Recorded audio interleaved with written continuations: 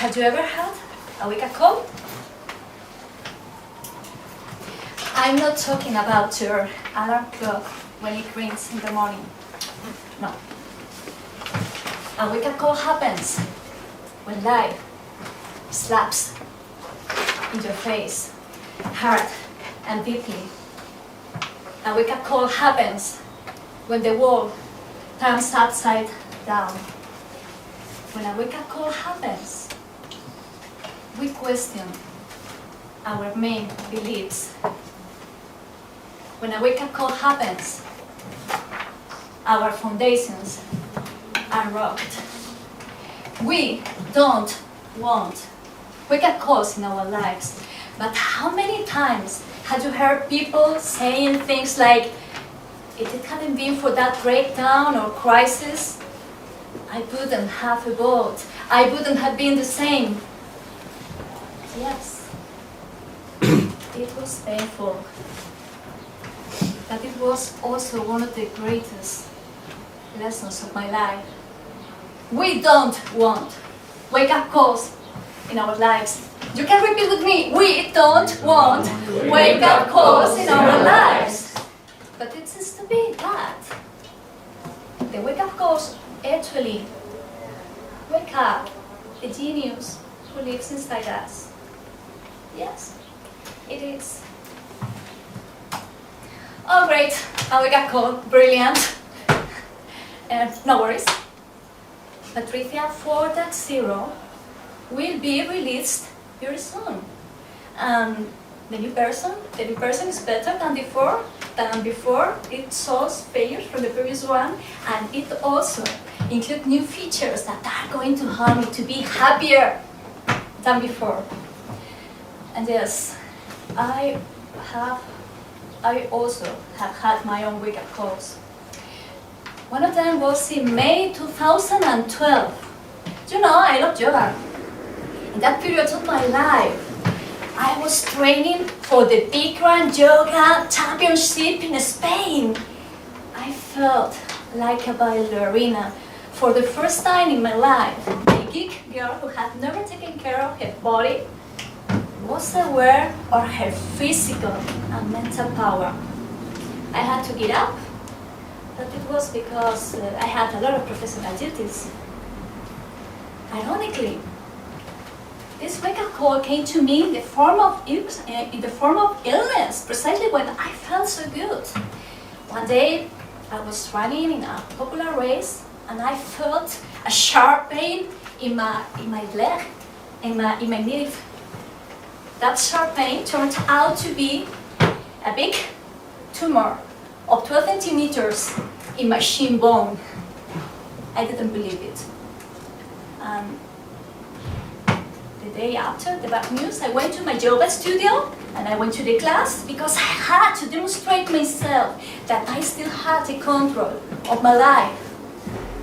It was one of the best classes of my life. After that, I finished. The teacher came to me and told me, Patricia, I know that you didn't have time for the training. But anyway, I would like you to participate in the championship. I couldn't help crying. Alison, yesterday, I would have said yes. But today it's impossible and I wanted to run away. Patricia, I want to know what is happening to you.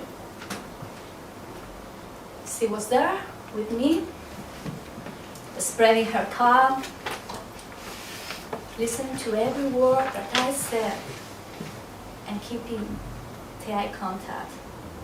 When finally I could breathe, she told me, Patricia, first, I said, what is happening to you? It's obvious that you are not accepting. It is what it is. Second, enjoy your time of stillness. You will never ever have this chance again. It's a blessing in disguise. Her last advice was to read books from Eckhart Tolle. It was what I did, and it worked. Luckily, The tumor was benign and the surgery a complete success. During my recovery time, I had time to review my life. I examined how I lived, and I decided to change many things. I thought that I was fragile, but I wasn't. I was anti-fragile. Anti-fragile, yeah, it's a concept defined by Nassim Nicholas Taleb. He talks about it in his book, Anti-Fragile, Things That Gain from Disorder. To illustrate this concept, let me start with the definition of fragile. If we think about something which is fragile, a wine glass is a good example, isn't it? Just a small short, and it will break in hundreds of pieces. What is the opposite of fragile? Maybe robust, flexible, resilient. If you are resilient, for instance, it means that you can handle the pressure very well. But actually, you remain as you were before. You don't evolve. For that reason, Nassim had to introduce a new concept, anti-fragile. If you are anti-fragile, it means that you thrive under pressure. And after a wake-up call, after a new challenge,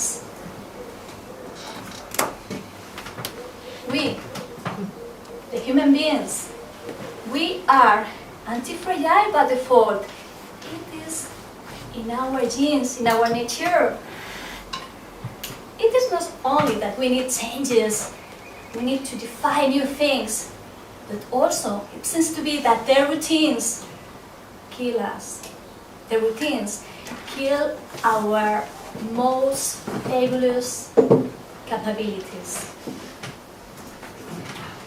According to Thomas Friedman in his last book, That Used to Be Us.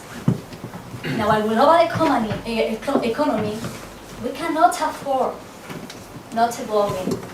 We, as professionals, if we perform on our daily basis repetitive tasks, our value as professionals is going to be degraded over time. And probably our position will be replaced by a process, a machine, or someone cheaper than you. So we have no other choice but to be anti-fragile. Let me share with you what is my personal definition of being anti-fragile. For me, you are anti-fragile if you look for new challenges guided by your genuine curiosity. If you learn from failures. If you forgive yourself for not knowing what you didn't know before you learned it. Something very important, if you examine your life, if you are aware about what are your values, what are the things that really matter to you. And the most important, if you look at the mirror and you look at the woman in the mirror, and the man in the mirror, and say, hey, I like her.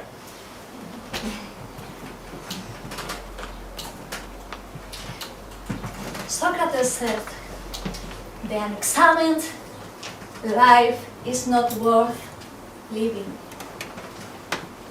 Please, don't wait for a wake-up call to examine your life. You can be anti-fragile right now.